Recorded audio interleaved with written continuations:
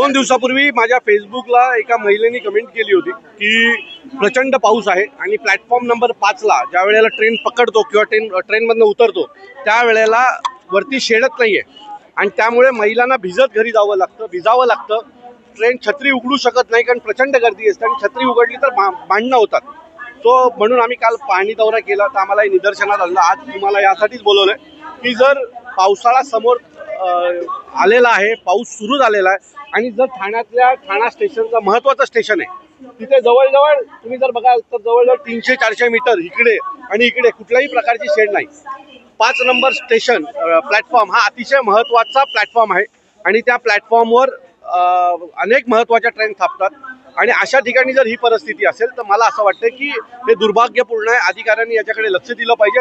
याचीच परिस्थिती नाहीये, तुम्ही प्लॅटफॉर्म नंबर 1 ला जा, 2 ला जा, वरचे सगळे पत्रे तुटलेले आहेत आणि पाणी धबाधबा पाणी खाली गळतंय, लोक भिजतायत, पण ना इलाजाने कोणाकडे जाऊन तक्रार करावी हीच लोकांना माहीत नाहीये। अनेक लोकांनी प्रशासनाकडे तक्रार केली परंतु त्याचे कुठल्याही प्रकारचा रिझल्ट आलेला नाही। तुम्ही जर इथं पुढे गेलात तर एका ठिकाणी तर अशी परिस्थिती आहे की 2 पत्रे एका तारेने बांधलेत।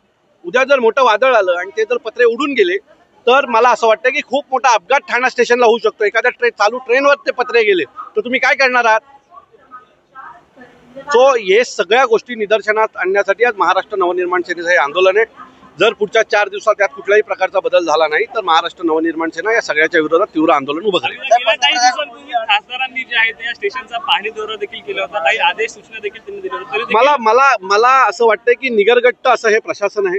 जर खासदारांनी सांगून जर तुम्हाला काम करायचं नसेल, जर वरिष्ठ मंत्र्यांनी सांगून तुम्हाला जर काम करायचं नसेल तर अशा सगळ्यांना चोप दिला पाहिजे असं मला वाटतं। सर, पंतप्रधान नरेंद्र मोदी यांच्या हस्ते काही दिवसांपूर्वीच 17 स्टेशनचं उद्घाटन झालेलं आहे, नवीन स्टेशनचं। मात्र ठाणा स्टेशन खरं नवीन तुम्ही स्टेशन उभे करताय, पण जुन्या स्टेशन ज्यांनी खरं तर भारतीय रेल्वेचा जो मेन कणा आहे तो ही मुंबईचं लोकल आहे, बरोबर आहे।